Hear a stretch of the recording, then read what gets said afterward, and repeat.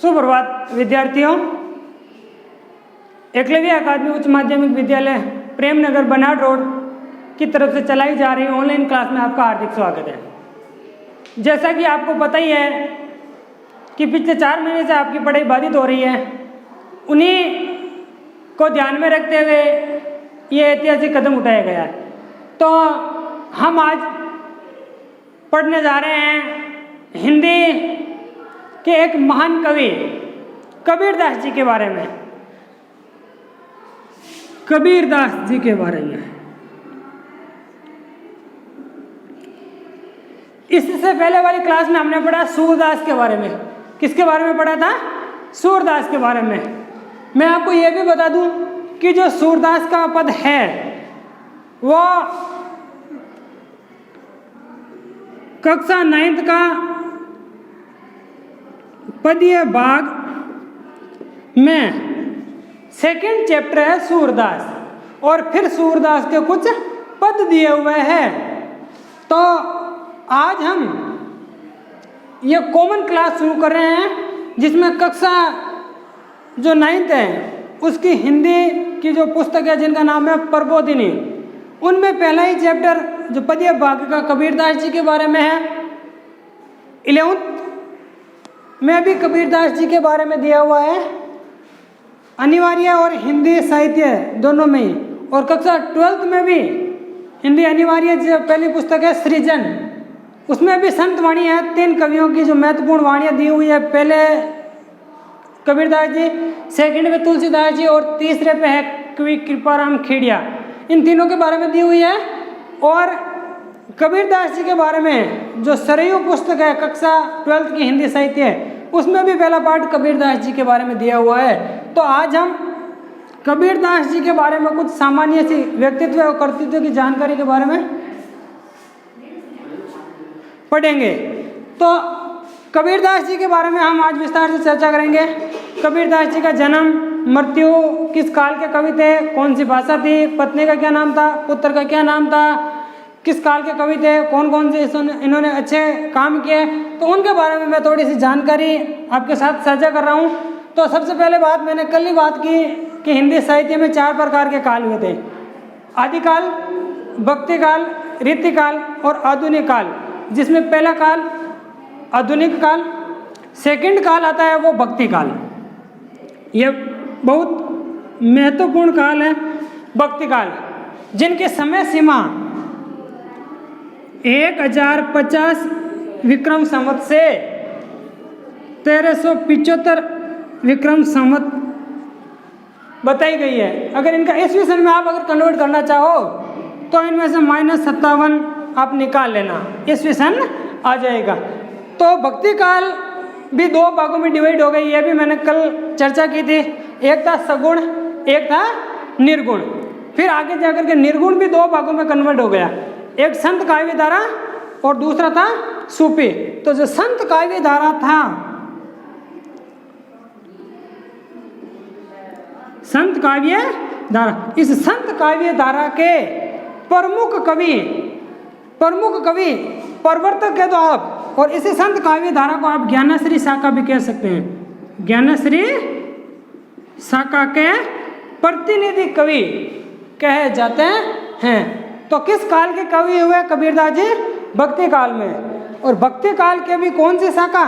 निर्गुण शाखा। और निर्गुण में भी ज्ञानश्री शाखा। ज्ञान मार्ग को, ज्ञानश्री को, संत काव्य धारा को, तीनों ही एक ही बात है। तो उनके प्रतिनिधि कवि कबीरदास थे। अब कबीरदास की जन्म की बात आती है तो कबीरदास जी का जन्म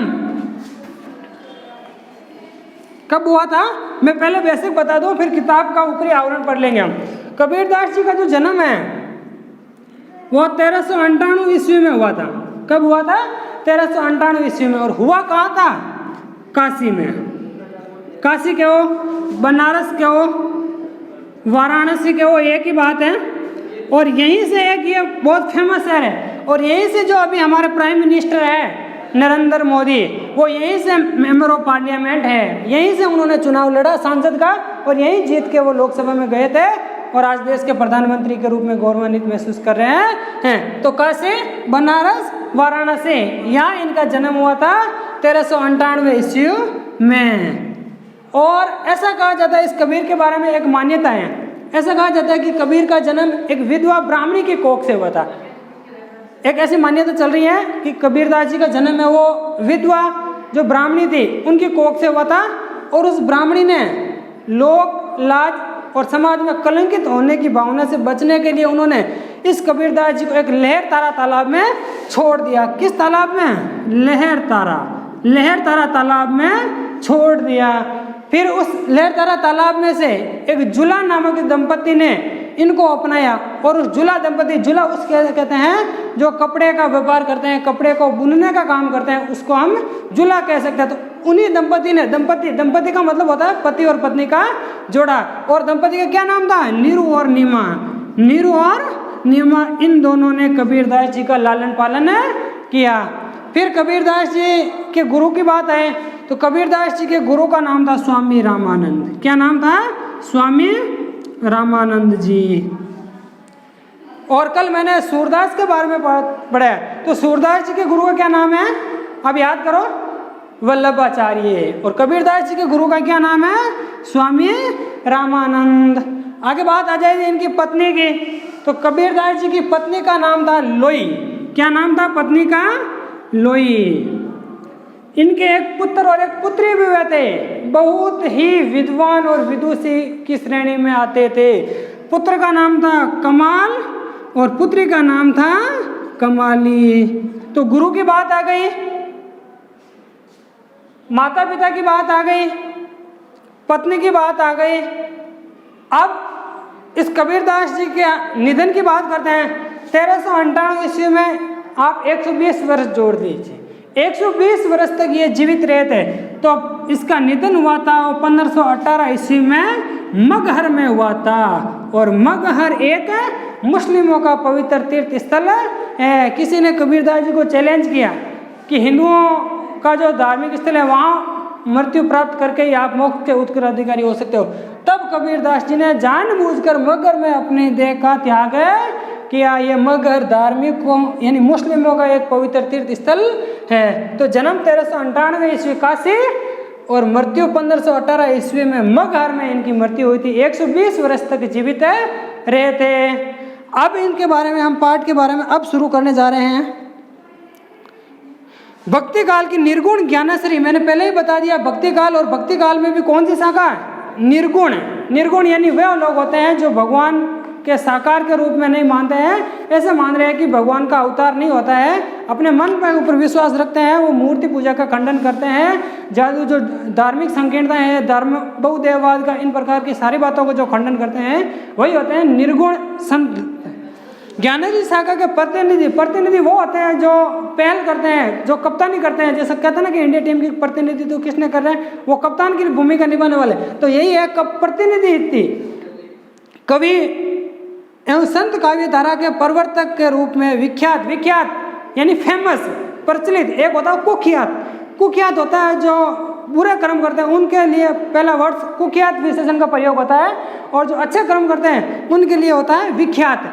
तो विख्यात कबीर एक महान संत वही होता है जो वैरागी धारण कर लेता है, हर एक का भला चाहता है, सच्चे समाज सुधारक। और सच्चे समाज सुधारक वो होता है समाज में फैली हुई धार्मिक संकीर्णताएं, धार्मिक बुराइयां, कोई भी बुराई मान लो, बाल विवाह मान लो, और भी मान लो बहु विवाह, मतलब ये विधवा विवाह का समर्थन करते थे कवि थे। इनका जन्म विक्रम संवत मैंने बताया 1398 में आप 57 जोड़ देंगे तो विक्रम संवत आ जाएगा। 1398 ईस्वी में 57 वर्ष जोड़ेंगे तो विक्रम संवत आ जाएगा।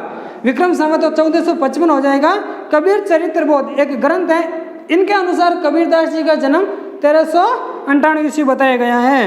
अर्थात 1398 ईस्वी कहाँ पर हुआ? काशी। और काशी कहाँ पर है? उत्तर प्रदेश में। इनका लालन पालन वही मैंने बताया, नीरू और नीमा एक जुला दंपति ने किया। कबीर अशिक्षित थे। एक सबसे बड़ी विशेषता, कबीरदास जी कभी स्कूल नहीं गए। कबीरदास जी कभी भी स्कूल नहीं गए, बिल्कुल अनपढ़ थे। और जो कुछ भी उन्होंने ज्ञान अर्जित किया वो आसपास में मोहल्ले वालों में जो सुनकर बैठकर, बड़े बड़ों के साथ बैठकर सुनकर अपने अनुभव से प्राप्त किया उन्होंने।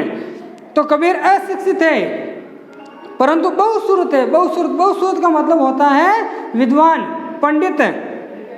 वे ज्ञान और अनुभव में समर्थ थे। उनके पास इतना ज्ञान था और इतना अनुभव था कि किसी एक व्यक्ति को अपनी भाषा में इस प्रकार समझाते थे कि आसानी से उनको समझ में आ जाते थे। वे स्वामी रामानंद के शिष्य थे। मैंने पहले ही बता दिया कबीरदास जी के गुरु का क्या नाम है, स्वामी रामानंद। वे एक युग पुरुष थे। युग पुरुष यानी वो शताब्दी, जैसे मान लो 1398 ईस्वी में जन्म हुआ तो ये 14वीं शताब्दी कह जाती है और 14वीं शताब्दी के युग पुरुष है। जैसे मान लो अभी कौन सी सेंचुरी चल रही है, अभी 21वीं शताब्दी चल रही है, तो इस 21वीं शताब्दी में जो फेमस है अपने कोई भी युग पुरुष, तो उस जमाने में एक कबीरदास जी एक फेमस थे। तो कबीर, वैसे मान लो कबीर शब्द का अर्थ क्या होता है, कबीर का शब्द का अर्थ ही होता है महान, और फारसी भाषा का शब्द है और इनका अर्थ होता है महान।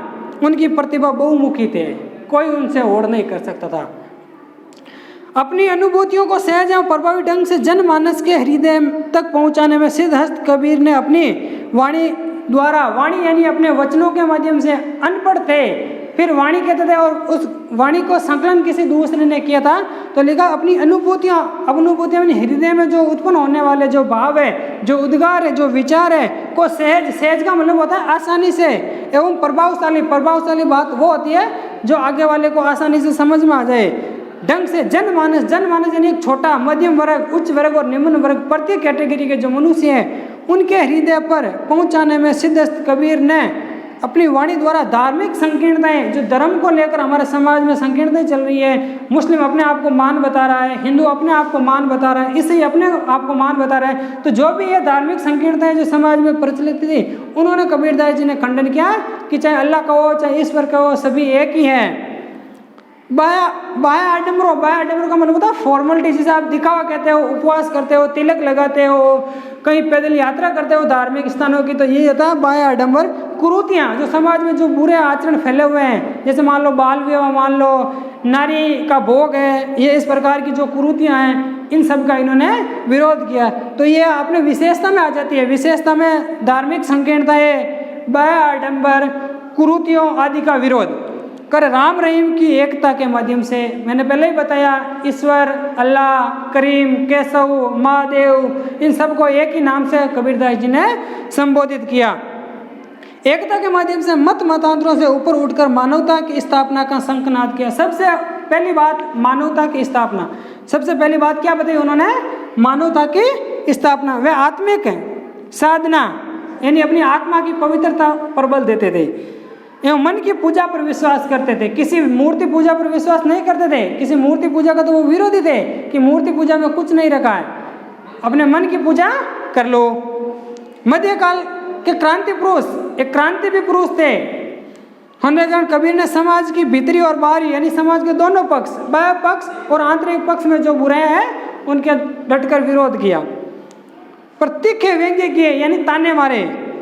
रूढ़ियों से मुक्त सामाजिक समरता यानी जो प्राचीन समय से चली आ रही जो अंधविश्वास की जो कैटेगरियां हैं उनको समाप्त करने के लिए इन्होंने एक बहुत बड़ा कदम उठाया और सामाजिक समरसता यानी हर एक मनुष्य को समान दृष्टि से देखने का आह्वान किया। संदेश इनके काव्य में प्रमुख रूप से मिलता है। इनके द्वारा जो ग्रंथ है उन ग्रंथों में यही बातें लिखी हुई है, सामाजिक समरसता की स्थापना की बात कही है। कबीर का शिल्प का मतलब होता है जो हुनर, जो कला, सरल सहज ग्रहण आसानी से ग्रहण हो सकता है। उनका प्रत्येक विधान का मतलब होता है सांकेतिक जो भावनाएं हैं दैनिक जीवन से संबंधित है। अब कबीरदास जी की जो भाषा की बात आती है वो भाषा मान लो दो भाषाओं का नाम आता है। एक भाषा का नाम आता है पंचमेल खिचड़ी और एक भाषा का नाम आता है सदुगड़ी। तो आपको कबीर के जीवन परिचय में दोनों ही भाषा का नाम लिखना है। पंचमेल खिचड़ी भी बताना है और सदुगड़ी भी बताना है और इन दोनों का नाम देने वाले थे। पंचमेल खिचड़ी तो बाबू आचार्य श्याम सुंदर ने कहा है और सदुगड़ी भाषा आचार्य रामचंद्र शुक्ल ने इस भाषा को नाम दिया है। अब इन भाषा में किन किन अन्य भाषाओं का मेल है? राजस्थानी, पंजाबी, पूर्वी हिंदी, ब्रज आदि भाषा के शब्दों का इनके काव्य में प्रयोग हुआ है। अब इनकी रचना का जो संकलन है, इनकी जो वाणी है, क्यों कबीरदास जी तो खुद अनपढ़ थे, लिखना तो आता नहीं था उनको, तब इनकी वाणियों का जो संकलन किसने किया, एक ग्रंथ के रूप में लिपिबद्ध किसने किया, इनके एक शिष्य था जिनका नाम था धर्मदास। क्या नाम था शिष्य का? धर्मदास। और कबीरदास जी मरने के बाद इसका उत्तराधिकारी भी यही होता है। ये आता है 1464 ईस्वी में इसकी ग्रंथ का संकलन किया। और किस नाम से किया? बीजक नाम से। किस नाम से? बीजक। कबीरदास जी की प्रामाणिक रचना। कौन सी रचना है? बीजक है। इनकी रचनाएं बीजक में संकलित है। इनका देवासान, देवासान का मतलब मृत्यु 1518 ईस्वी मगहर यानी धार्मिकों का जो पवित्र तीर्थ स्थल है वहाँ हुआ। इस संबंध में एक दोहा प्रचलित है। संवत 1575 संवत बताया है किया मगर को गान यानी मगर में इनकी मृत्यु हुई। माघ सुदी एकादशी रलो पौन में, पौन यानी मिट्टी में विलीन हो गए। तो ये थी कक्षा 12th की साहित्य सरयू। बाकी सब में सेम ही दे रखा है, ऊपर नीचे हो सकती है पंक्तियां। बाकी जन्म और मृत्यु के बारे में कबीरदास जी का जीवन परिचय ये तो आपके लिए ये होमवर्क है, इनको लर्न कर लेना। Next part in Kabirdas ji के पदों को हम पढ़ेंगे। धन्यवाद।